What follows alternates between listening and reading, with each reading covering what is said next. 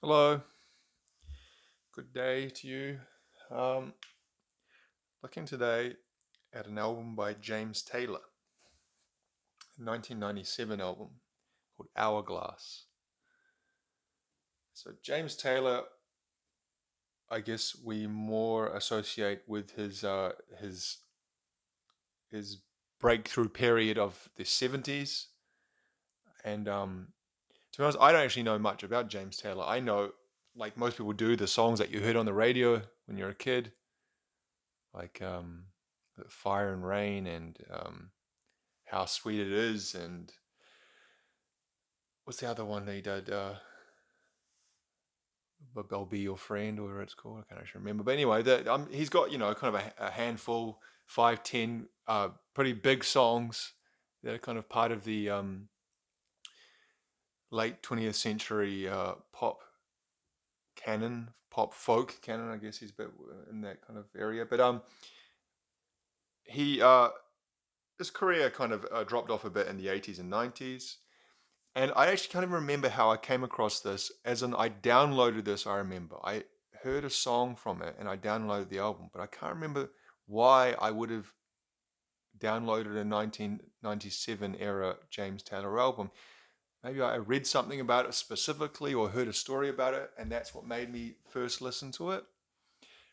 And I downloaded it and I really liked it. And then a couple of years ago, I found it secondhand, which I was pretty happy because it's not like you see quite a lot of James Taylor stuff secondhand, but it's excuse me, most typically it's his greatest hits albums because he has quite a lot of those, or something from his 70s, early 80s era. Um, so I was pretty happy to come across this when I did, and it's in pretty fine condition. No cracks on the case. A little tiny one there. Um, and the CD's in good condition as well because I played it. I was just playing it earlier this morning. Um, and I got that for 50 cents. I remember buying it. It was at the hospice shop on Alice Road in Glenfield, if anyone's interested. They do 50-cent CDs there.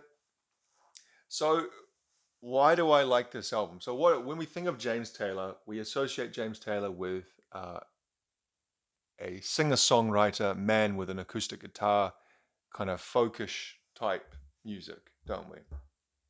That's what he kind of got famous for. This certainly has elements of that folk pop, um, but it has something a little bit extra to it as well that I can't quite put my finger on, but I have some kind of theories that go into more kind of deeper uh, ideas of society and what was happening in the world in the 1990s. But so, like I said, this was recorded in 1997. So he was big in the 70s. He was pretty prolific in the 70s. He released almost like an album a year through the 70s, and then he kind of tailed off a bit in the 80s, and then the 90s. I think he only released 3 albums, and there was a 7 year gap or 6 year gap between his previous one before this and this one in '97. So he got to the point where he was slowing down in his career. I'm trying to think how I want to approach. I guess I'll just kind of say the overall feeling of what I was trying to put across, and then talk about the music more specifically. So this is recorded in 1997. So I grew up, in the 80s and 90s, actually both decades. My first 20 years of my life was spread pretty evenly across both those decades. But I guess the first 5 years of your life, you don't have a huge amount of memory. They've got things going on, um, and then obviously decades and the feelings of decades kind of meld into each other. So kind of the late 80s merge into the early 90s, going to the mid 90s, and then I feel the kind of the late 90s almost like a different thing entirely from the other part. But what other people have said and what I felt myself, and I guess looking in hindsight, you kind of attach a lot of things to a lot of meaning to events and that aren't necessarily true. It's just you can kind of try and find patterns that aren't there, I guess. So in the 1990s, there was a general feeling of positivity, I felt. The Cold War had ended. The Berlin Wall come down in 1989. The Cold War had kind of ended in 1990, 91. The Soviet Union had dissolved. The US was the preeminent and really only superpower, and the Western order of things was kind of looking to be the way that the world was going to follow. And for good or for bad, I'm not necessarily saying that's an entirely positive thing, but there was a feeling of positivity in the air, like this war that had hung over the world for the previous 50 years had kind of ended. The threat of a nuclear annihilation had seemingly dissolved.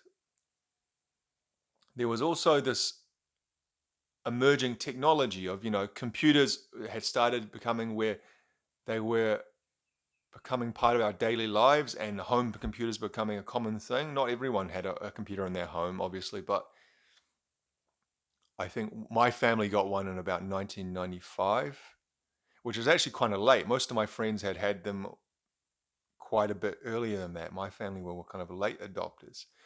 And then towards the end of the 90s was the kind of the beginnings of the internet. I had one friend in particular, one of my friends at school. He was really all into that. He had the internet. I remember, like in the mid, like 93, 94. I remember he had internet. Whatever the internet was back then, I don't actually know. It's certainly nothing what it is now. But so this feeling of positivity matched with this technological advance, a feeling of like, wow, technology is going to really help us and change the world in so many ways. And there was also, where people were beginning to understand that humans' impact on the environment and how perhaps that could go bad and we needed to do things. But there was a feeling of like, we could do it. This feeling of nascent environmentalism. Like I remember I was at school, we used to like go really hammer into us the idea of recycling. We visited a recycling plant, I remember, like a place where they recycled old bottles and, save the whales. And there was this feeling that everything was going to be okay.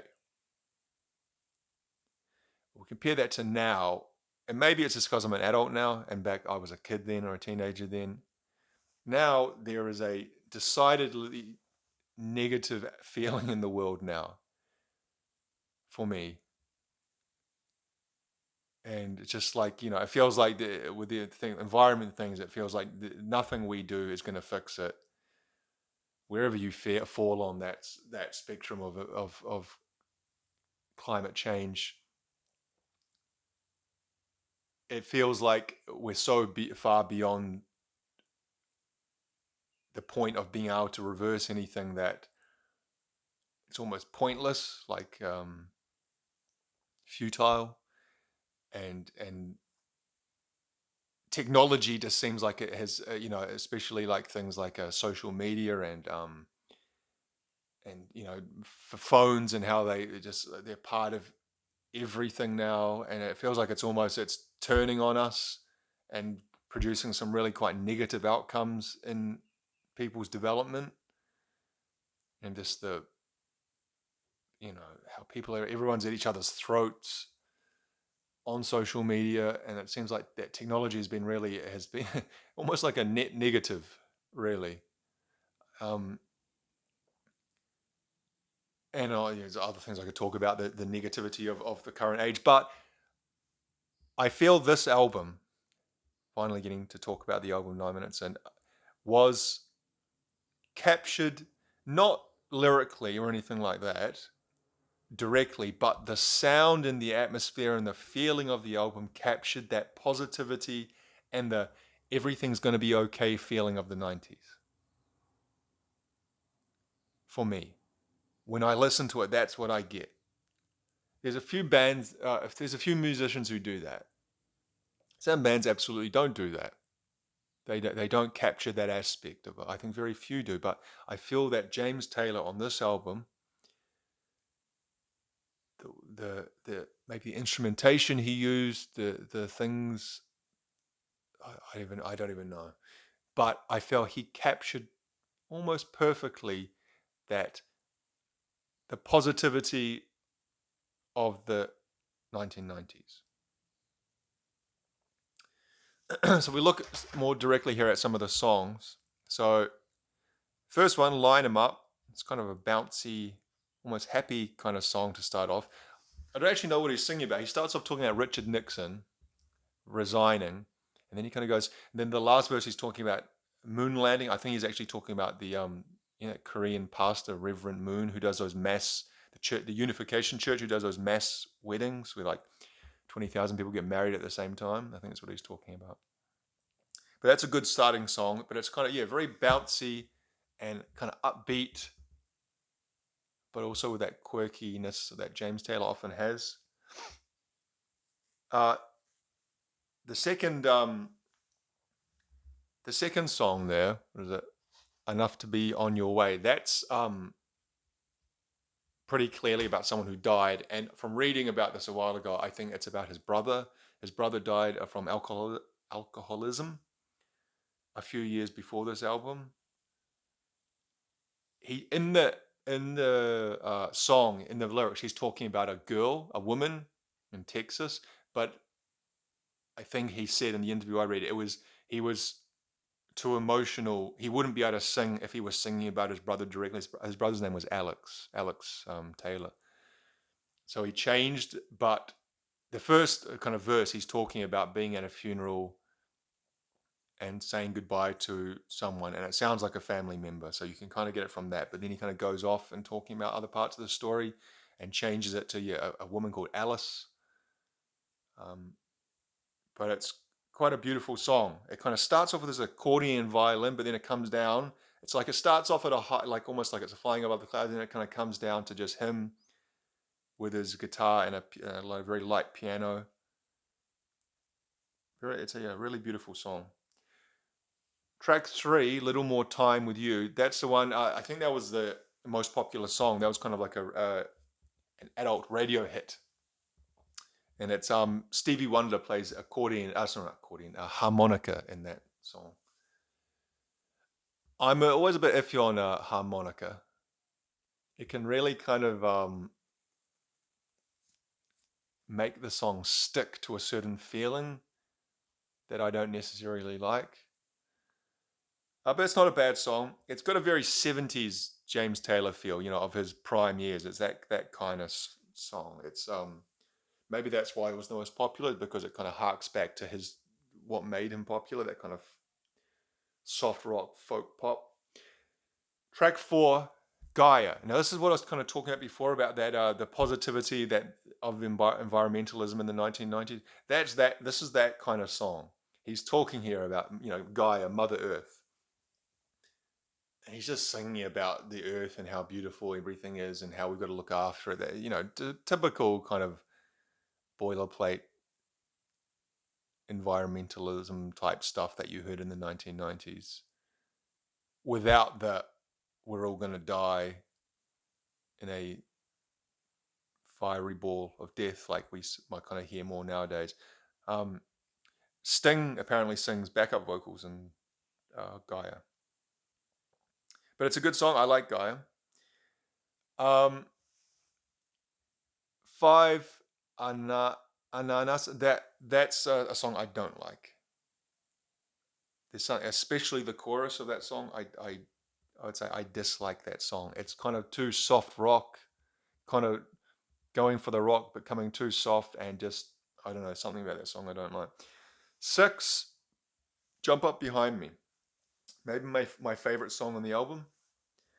So this is if you just listen to the lyrics by themselves, you wouldn't know this. And this is something I've often heard about James Taylor, is that he goes in depth often talking about what the songs mean, especially if you watch some of the those storyteller type concerts he might do, or just live concerts in general. He'll give a long introduction about the song and explain what he wrote it about and what he was feeling and what he's trying to convey.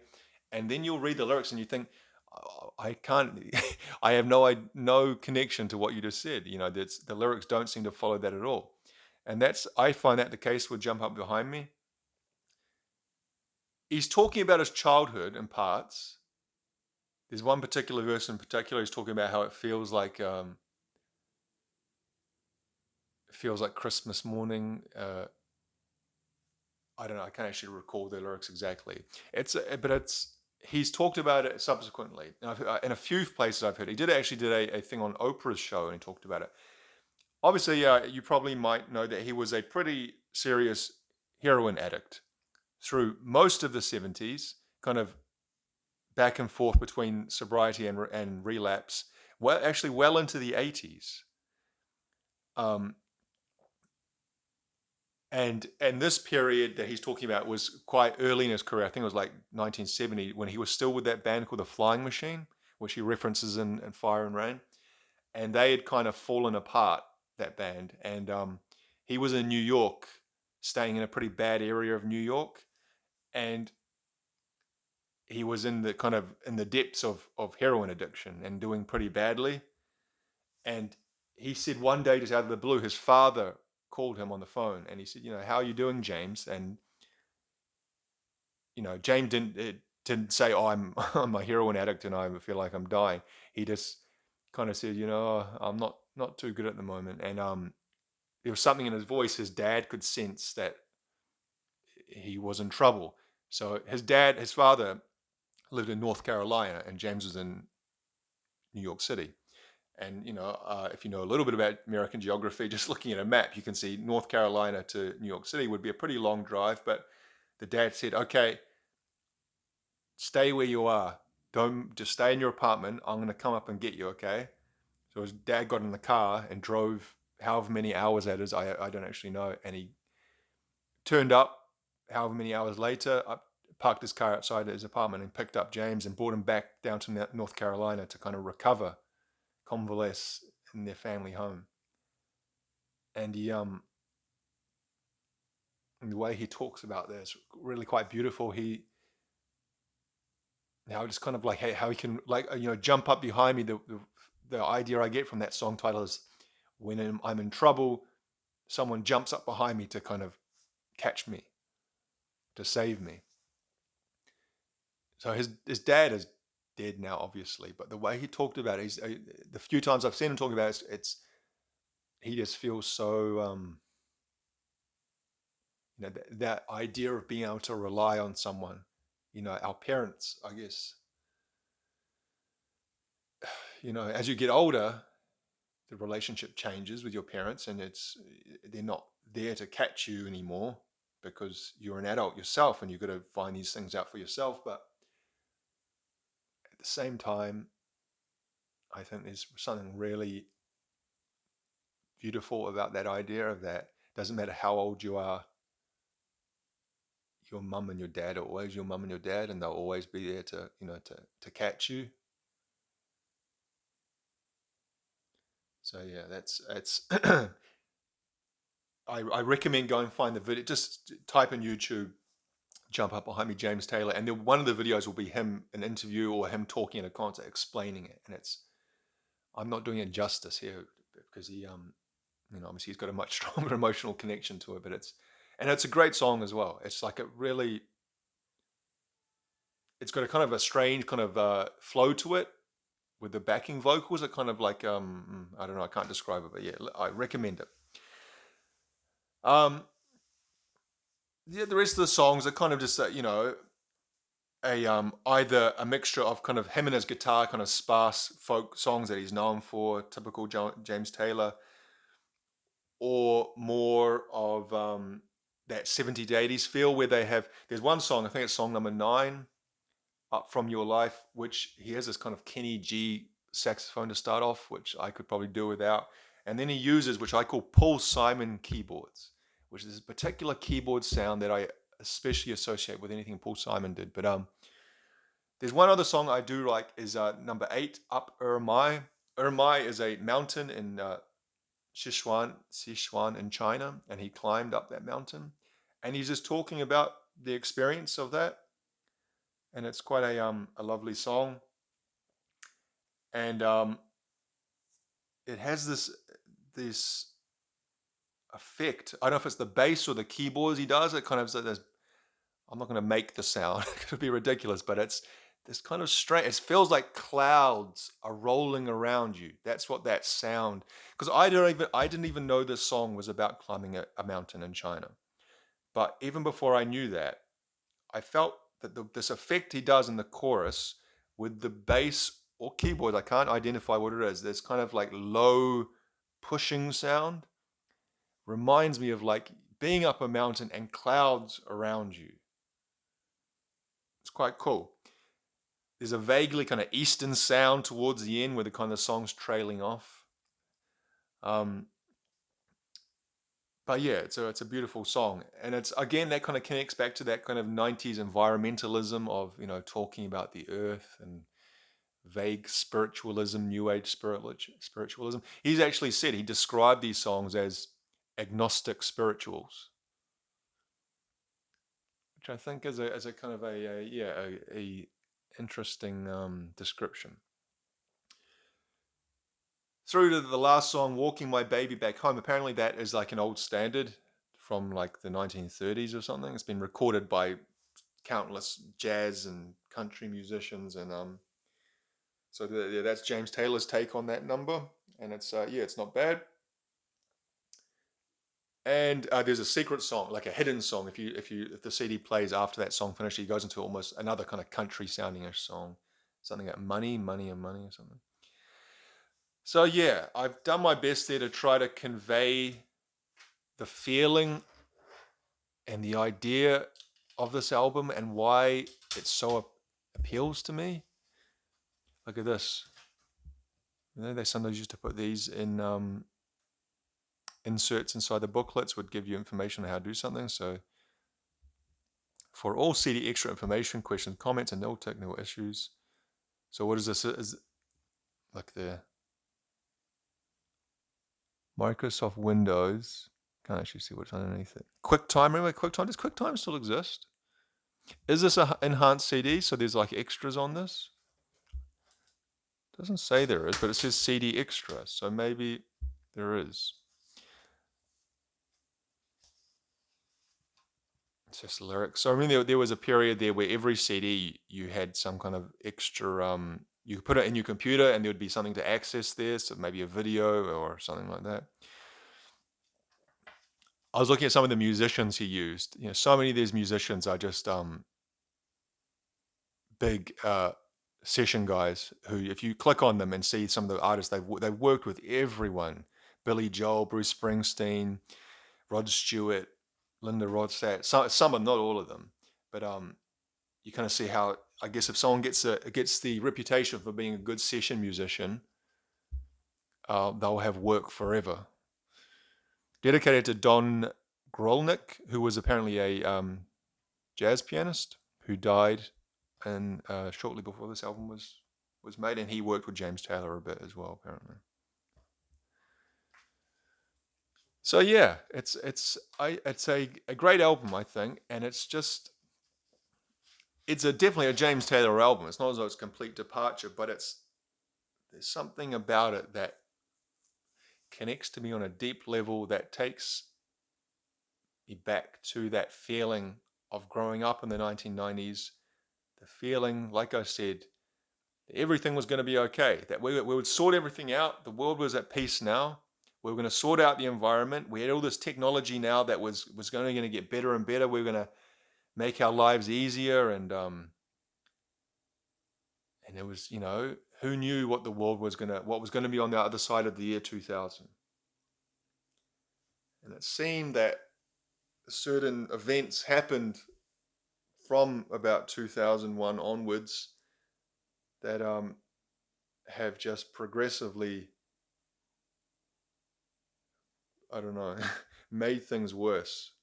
Global, politically wise, environmental wise, economically wise, almost in every facet. But a lot of that's just negativity that we get from media. And are our lives better? I don't know.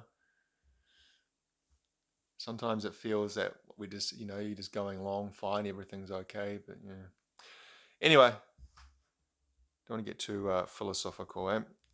James Taylor, Hourglass. Great album. I recommend it. Thank you for watching.